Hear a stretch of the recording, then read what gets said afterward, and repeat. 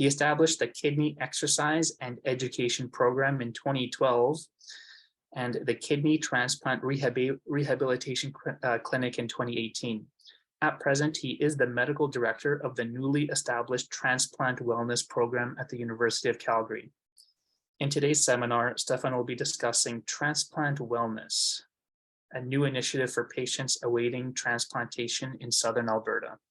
Thanks, Stefan, it's yours. So I'd like to take the opportunity to acknowledge the traditional territories for people of Treaty 7 region in Southern Alberta, which includes the Blackfoot Confederacy, comprising the Siksika, Piikani, Kainai First Nations, as well as Tsuut'ina First Nation, and the Stoney Nakoda, including the Chiniki, Bearspaw, and Wesley First Nations.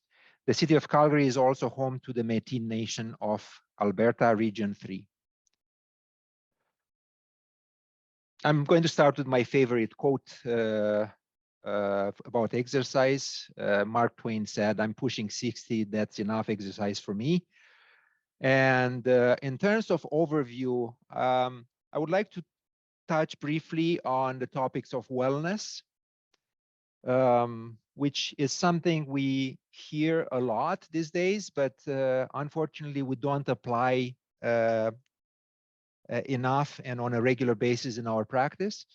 The concept of frailty, and I hope I'll be able to show you how prevalent frailty is in our population. Then the Pre-Habilitation project, which has been going on for more than 4 years here in Calgary. The new project, the Transplant Wellness Program, and the focus on the research right now is the establishing a research registry for transplant patients. Wellness is defined as a state of complete physical, mental, and social well-being, and not merely the absence of disease and infirmity. So that's something which a lot of people are thinking about these days, and if you want, it pushes us to go over the, and let's say a nephrologist case, the spectrum of creatinine and blood pressure and rejection and stuff like that, and see that the person and not the patient in front of us.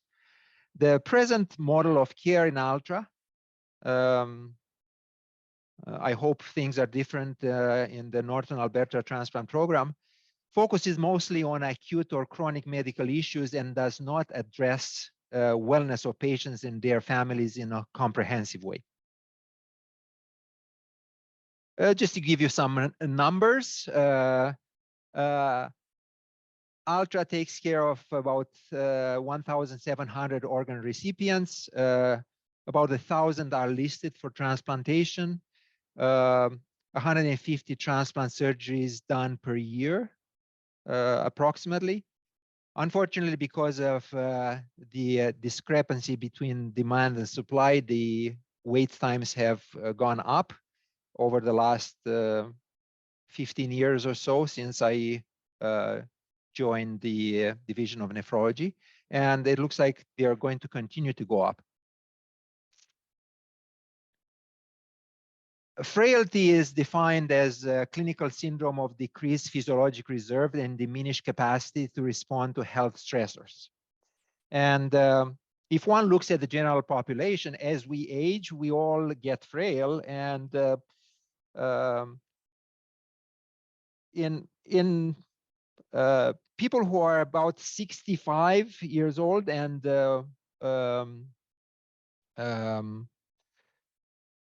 retire, about 10% of general population is frail. And this changes with up to 50% of people in the general population becoming frail by the time they are 85. In chronic diseases, there is it's different, and there's always a discrepancy between the biological age and the frailty age. With at least in our patient population, a lot of young people or middle-aged patients being frail. So this is what we see on a regular basis. I was talking to a few of my colleagues who are doing the COVID screening over the last couple of years at the entrance in a few of the major dialysis units. And it looks like probably 70 to 80%, up to 70, 80% of patients use mobility aids. So this basically gives us an idea how prevalent frailty is. I had a sabbatical year between 2017 and 2018, and I had the chance to meet Jim Gray, who basically changed my life. He is our main donor, and I would say the main motor behind this. Jim is going to turn 90 this year, and about 10 years ago, he lost his wife, who was on dialysis for the last 3 years of her life. And then because of frailty and a lot of comorbidities, she decided to stop dialysis. And when I met Jim 6 years ago for the first time, he basically said, what do you have in mind? I said, I'm very much interested in physical activity and wellness in these patients. And he basically said, I would like to do something for these patients, but something which is going to impact them tomorrow. I'm too old to wait for a study which is going to take 5 years and then the results to be implemented in 10 years. So I kind of like this idea. So that's how we started, and the conversation is ongoing.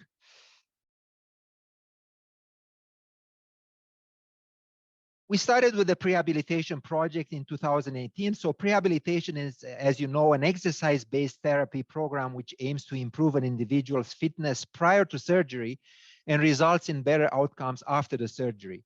And this was our pilot project. This is something which is common conversation in for surgeons and cancer patients, but it hasn't been a topic of major interest in our patient population. But informal conversations with the surgeons basically reveal the fact that we're dealing with an iceberg, and what we see is the tip of the iceberg, and there's a lot of stuff to be done in these patients before the surgery, which may have an impact after. So we started the Transplant Pre-Habilitation Clinic in November 2018. We got referred patients who were within a year or two of getting a kidney transplant. We assessed their frailty, quality of life at baseline, and we provided wellness counseling. The counseling was provided mostly by the kinesiologist, but also by myself, because for different reasons, including safety, I wanted to see every patient prior to being referred to the kinesiologist to make sure there's no red flags in terms of their health. And we provided assessments virtually starting about 2 years ago, obviously as a result of COVID. So we basically got referred patients older than 18 years, so within a year or two pre-transplant. The baseline assessment consisted of anthropometrics, frailty using the Fried criteria, functional assessment, self-reported physical activity using the Godin questionnaire, and quality of life. And just to give you an idea about what we did with those patients, once they were assessed and identified as inactive and frail, they had a baseline assessment, obviously, and then they're given the choice. They didn't have to just pick one, but they have a few choices, and few patients actually choose to have more than one modality. So they could either have a home-based physical activity program. They could join our kidney exercise and education program, which has been going on in Calgary for 10 years now. They could do the intradialytic exercise program, and I'm proud to mention that Calgary is doing very well from this point of view. We have more than 200 patients who basically exercise during dialysis on a regular basis. Or they could join, for example, the Living Well program, which is a community-based program. And some patients, as I mentioned, chose to join few of those modalities. We presented some of our results in May 2021 at the Can Restore Symposium in Toronto. And this was basically examining the baseline characteristics for patients who joined or were referred to the clinic. And I just wanted to show you for a kidney transplant, obviously, those 74 patients were divided into 39 conventional dialysis, 17 PD, 8 nocturnal dialysis patients, and 10 home hemodialysis. So the vast majority was hemodialysis patients, fairly young age as expected, 55.5 years. Overweight and with higher than normal waist circumference. And this is very interesting. Our assessment proved what we thought is happening. So when you look at frailty and physical activity, about half of these patients were pre-frail and frail, so 44%. And more than half, 55%, were physically inactive. When we did the functional tests of strength, sit to stand was the chosen test for lower limb strength, fix it balance test, and 2-minute step test for endurance. As you can see, these patients were below average in terms of leg strength, in the caution zone for falls, and below average in terms of endurance.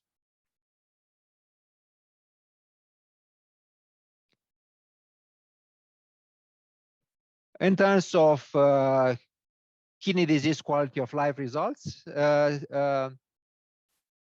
the group was below average in terms of burden of kidney disease.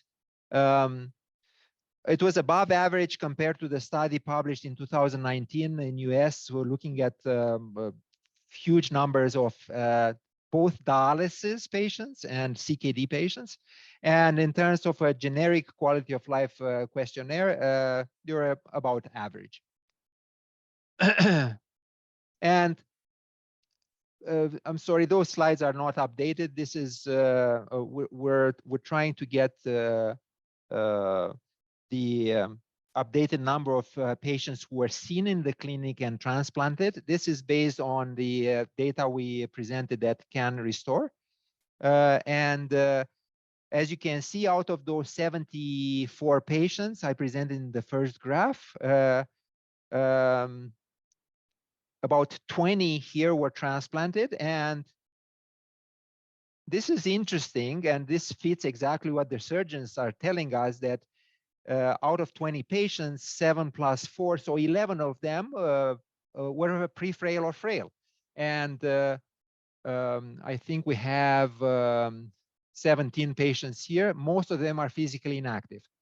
So this was, if you want, the confirmation of how prevalent this issue, so frailty, is in transplant candidates. And as you know, transplant candidates are considered like creme de la creme in terms of our patients. So we're dealing with a significant issue. I wanted to show you this slide that just to briefly mention the fact that we send a letter for patients inviting them and confirming the appointment to the Kidney Pre-Habilitation Clinic and what they need to complete before they are assessed. And the other part of the slide is something which to me is, I think it's very important because we need to do it more and more. This is basically the post-assessment letter where patients are thanked for participating. This is their results. And this last part is basically one of the first, if you want, prescriptions for exercise, because in my mind, exercise should be medicine. So we need to prescribe it. And that's why we have significant number of kinesiologists in our program. Right now in the Southern Alberta renal program, there's 6 kinesiologists. I think there's 3 full-time and 3 part-time kinesiologists, and exercise is becoming medicine. And I think we're getting better from that point of view. So the conclusion of this initiative was patient frailty levels are comparable to previously published literature. There's practical considerations which have to do with the need for dedicated staff. We're lucky we had a kinesiologist who was funded from Jim's donation and was able to go to the transplant coordinator and say, hey, I'm just going to try to identify patients who are waiting to get a kidney.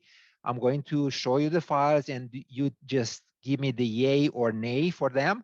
And you don't have to do anything else extra because you're quite busy. And this worked really well. And I have to say that the multidisciplinary team buy-in is crucial in this kind of initiative. There's future directions. We want to look at objective data that these patients are becoming more active. So we're doing an accelerometer study to see if our assessment and counseling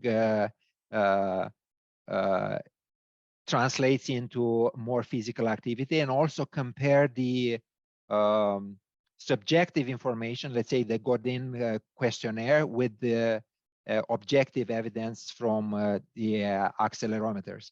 And I must say COVID changed my practice, changed a lot of things in terms of how we assess and treat patients. And we think, based on our experience, a lot of these things can be done online. So even the FRIDE criteria, which usually is done in person, if one adjusts some of the questions and obviously not necessarily do things which might be risky for a patient to do online, we can get very decent information and base this on the way we counsel patients and try to get them more active. So the next thing was, well, if this is working in the kidney population, why not expanding it to the lung and the liver population? And the goal is to improve frailty and work with multidisciplinary teams to optimize patients prior to transplantation. And this optimizing patients prior to transplantation translates into starting this post-transplant rehabilitation very early. So it's both pre and post. So it's basically about building bridges and trying to improve communication with patients and their families, and trying to help them sail better through this journey. So the Transplant Wellness Project, we have a comprehensive body, mind, and spirit framework. We would like to address patients as well as families and potential donors. This is going to be offered before and after transplant surgery. We're hoping to provide a lot of education and support, and we're hoping that Calgary is going to become an international center of excellence. The team we put together so far is composed of kinesiologists. This is the kinesiologist who worked with me for the last four or more than 4 years in the Pre-Habilitation Clinic. so fairly seasoned with these patients. And actually, during those 4 years, she was able to interact with some liver and lung patients. And without getting into details, it looks like frailty there is something even more significant than in our patient population. We're very lucky to collaborate with Nicole Kulos-Reed, who is a professor at kinesiology and has a PhD in behavior changes, and she is our wellness coach. So she is going to help us out not only from a research point of view, but she's going to see patients clinically and coach them in terms to coach the patients and the families in terms of wellness. We have a research manager who is already very busy trying to organize the database and making connections with stakeholders. Kelly Burak, transplant hepatologist, is our academic director, and I'm the medical director. And it's very interesting to collaborate with Kelly because he has a lot of experience in terms of research in quality improvement, and being a transplant hepatologist, a different point of view on these patients. But at the end of the day, we're all dealing with frailty, we're all dealing with sarcopenia, we're all dealing with a lot of these issues patients share. We're thinking to, apart from getting referrals for every single patient who is a transplant candidate, pre and post surgery, there's few high-risk groups we're thinking to tackle. One of them are the adolescents when they transition from children's to the foothills, so transition to adult transplantation. As you know, there's issues related to this transition, and I think a wellness program can help smoothen that, both for patients and their parents or families. Then potential recipients who are inactive on the wait list due to high BMI. I have a couple of patients like that, and man, it's not very easy when you're looking forward to get a transplant, and all of a sudden the surgeon tells you, sorry, I won't be able to transplant you unless your BMI goes down to 35, and that's a mountain for them, and they get discouraged. There's all kinds of barriers, and the wellness program might help. Borderline donors, we're thinking to offer a wellness initiative to borderline donors and try to help them before the donation and follow them up after donation, and offer wellness initiatives in terms of borderline hypertension or overweight, obesity, and other issues related to their health in general and anxiety around organ donation. And we're also thinking of maybe addressing caregivers. Deb Isaac got in touch with the Caregivers Alberta, and apparently there's a lot of interest already in terms of how we can offer some wellness initiatives to caregivers. In terms of research, there's few things we're going to address. This is just, you know, ideas we had when we put together, but we're open to suggestions, especially because I really want to collaborate with the transplant program in Edmonton. So barriers to wellness. What strategies can we implement to change behavior? Because a lot of our patients, at least, are in this situation with end-stage kidney disease due to their behavior. So some of them never had, let's say, wellness as part of their life. So behavior change is something we need to work on, and it takes a while. Optimize function and reduce frailty in this population. What is the wellness impact on transplant outcomes? For example, length of stay in the hospital, rate of readmissions, post-transplant diabetes and obesity, cardiovascular event post-transplantation, increasing the lifespan with the functioning graft. And another thing is, how can we develop and build policies for program adoption and funding? Because at the end of the day, we want to make this sustainable, and hopefully Alberta Health Services will fund this kind of program long term. In terms of outcomes, we're hoping to increase the rate of donation and transplantation, which is something I'm sure similar all over Canada and for sure in Edmonton. Decrease the length of stay and preventing readmissions to the hospital. Reduce frailty pre and post. How can we extend survival of the functioning graft? And probably as important or even more important, how can we improve the quality of life and mental health in these populations?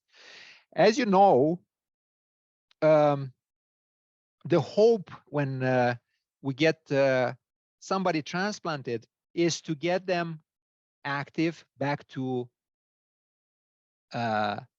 life back from, and change the status from, let's say, patient to individual, and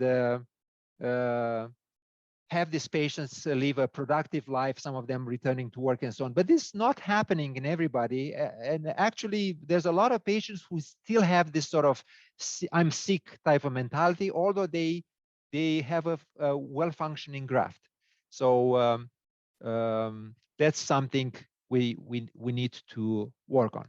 In terms of partnerships, we established a partnership with the O'Brien Institute of Public Health and the University of Calgary, AHS, Alberta, Southern Alberta Transplant Program, and Alberta Kidney Care South.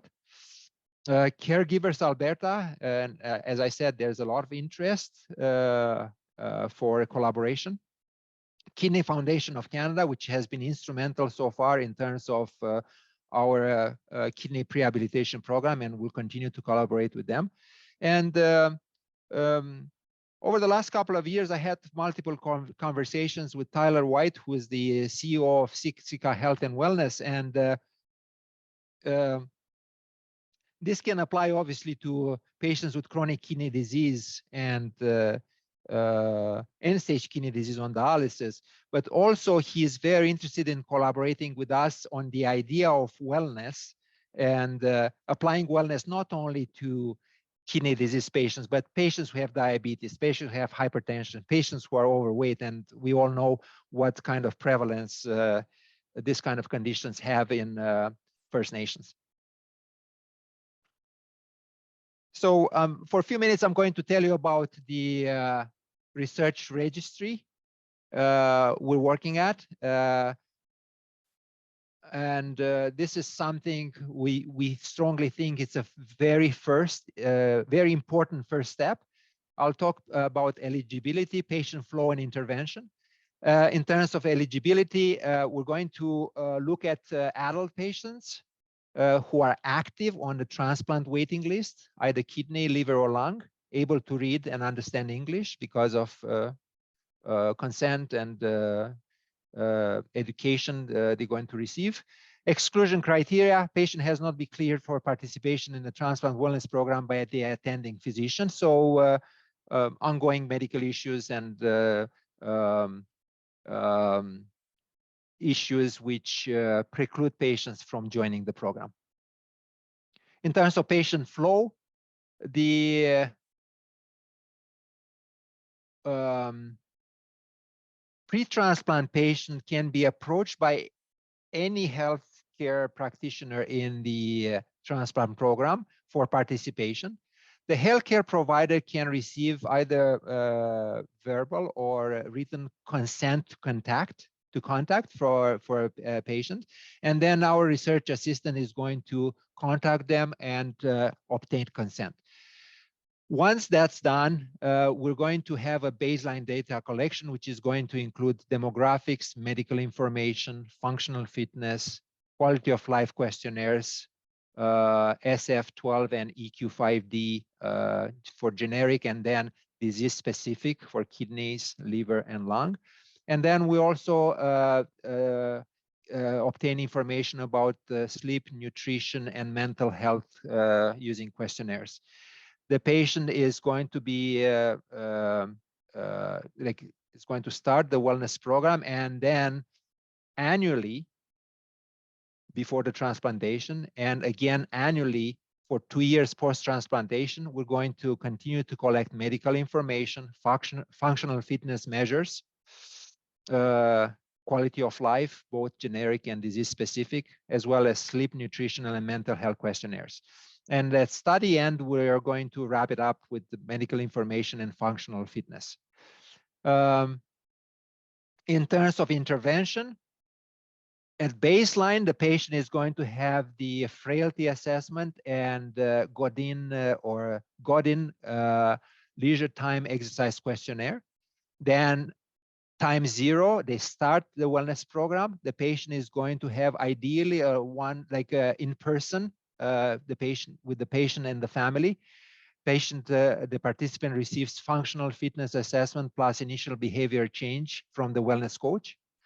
And then we're going to come up with a tailored exercise prescription and wellness educational resources provided. If you want, the initial part, the 12-week of the transplant wellness is more intensive, twice per week, group exercise classes, or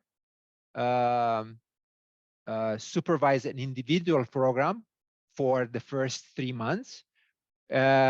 These classes can be online or in person, and all those who require individual program because they are considered high risk, that the tendency will be to gradually transition them, maybe after a couple of weeks, to group classes, depending on their situation and how they adjust. After those 12 weeks, we do a post 12-week assessment, and the patients are enrolled in the transplant wellness maintenance program with exercise resources being provided. This can be fee-based or free, depending on the funding we're going to have available.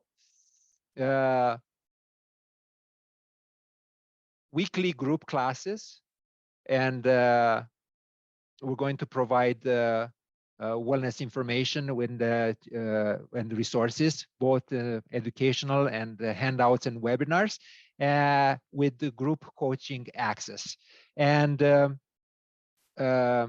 at the end of the 12-week period, when patients hopefully are going to continue with the maintenance program, we're going to get a transplant wellness program feedback, where participants will be able to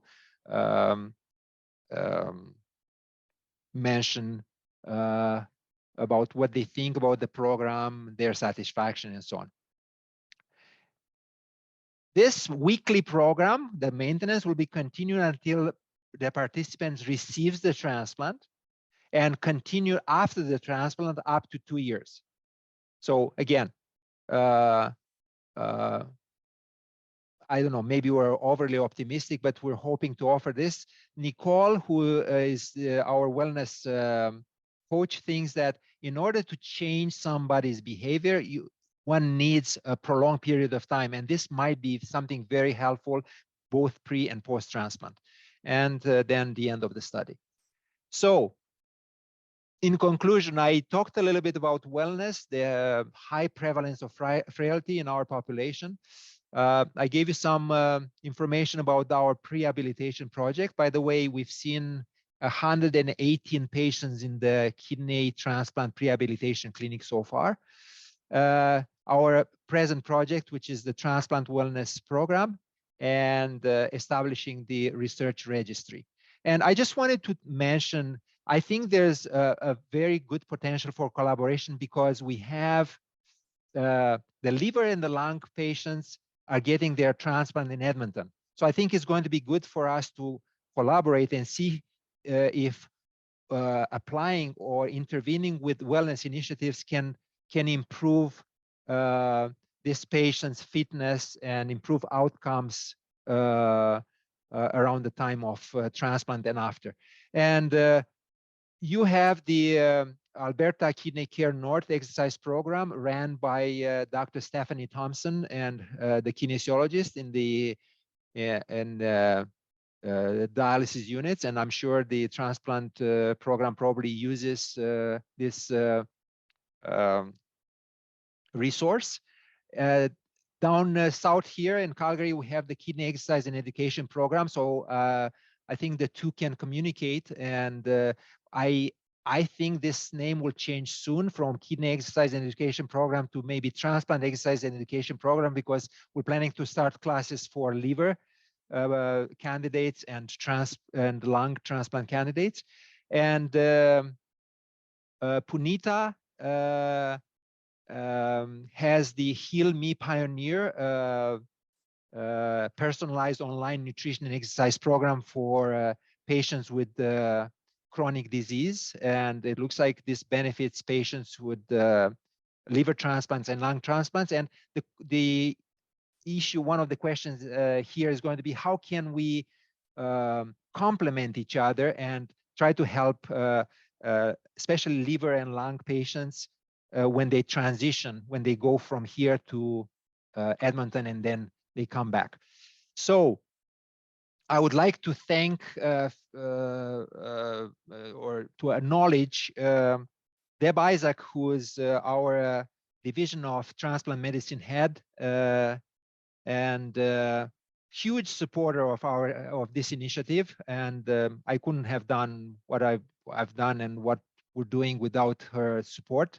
Southern Alberta Transplant Program, O'Brien Institute for Public Health, very interested in collaborating with us, and Kidney Foundation of Canada, we're going to continue the collaboration, and to our donors, Jim Gray and Shields Foundation.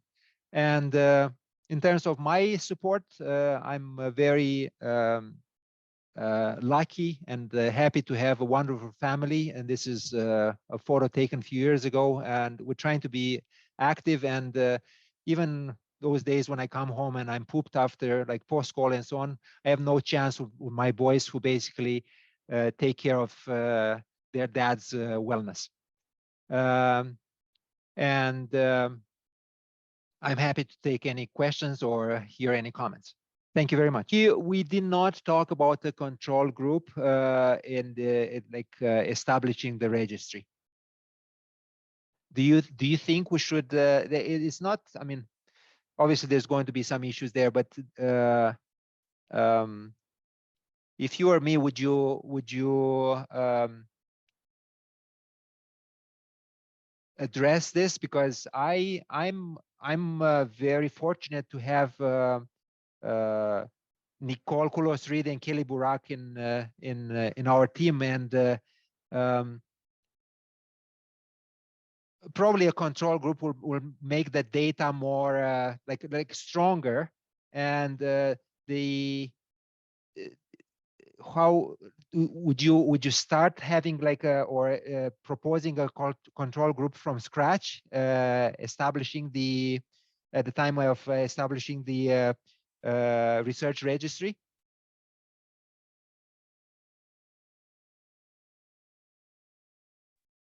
Well, actually, it would be interesting to have a control group since the beginning, but when you register, but not offer this opportunity for the patient, it's like a little hard to them, right?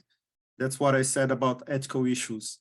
But maybe if you can take patients from other sites, like other province, other place, and try to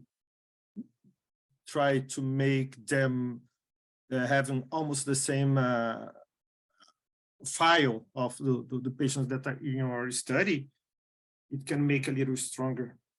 But I don't know. But it would be helpful if you could find it. Sure. Thank you very much. I think it's a very good suggestion. Yeah. Well, were you going to say something there at the end there, Stefan? Yeah, I wanted to ask you, I suspect some of you are probably very knowledgeable and familiar about the lung and liver transplant program. And my understanding is these patients go from Calgary or Southern Alberta to Edmonton for a month before the transplant, and they spend a month after the transplant there, and then they return to Calgary or Southern Alberta for care. And I think maybe one, I mean, there's multiple possibilities of collaboration, but maybe one of them would be to see how we can support this group of patients who are basically going from Calgary to Edmonton and then back. And I would be, happy to hear any suggestions.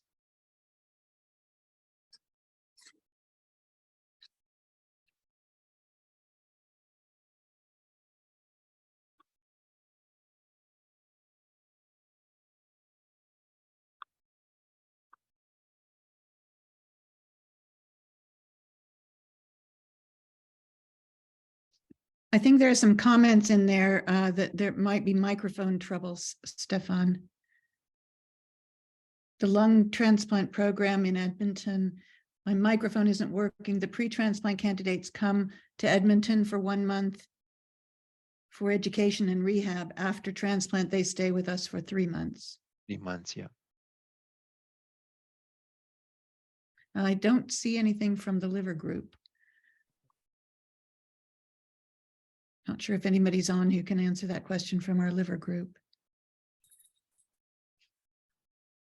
Still, lots of work that, as you pointed out, a wonderful landscape for potential collaboration between the various groups in the north and south, and representing, of course, the patients all over the province. So I think there's certainly lots of room for collaborative work in this area, and I think you're to be congratulated to move this forward. And Ria also says, we work closely with the lung team in Calgary, and I believe they are using the kinesiology resources for select patients. Yeah, the lung group use physiotherapist. Unfortunately, there's some issues related to kinesiologists addressing this group, because some of these patients, as you know, require oxygen and so on. And plus, kinesiologists are not allowed to put orders in Connect Care, and there's some problems about issues in terms of progress notes and so on. But we're working on that. As far as I know, the lung team benefits from a physiotherapist who's actually fairly busy with these patients already. And I think the plan would be to have a kinesiologist and the physiotherapist collaborate and offer wellness interventions to this group. So a lot of excitement, and we're lucky we have a lot of support, starting with Deb Isaac and ending with basically clerks in the transplant clinic, who are all very excited about wellness in this population, and they talk to the patients, they talk to the families, so it's great.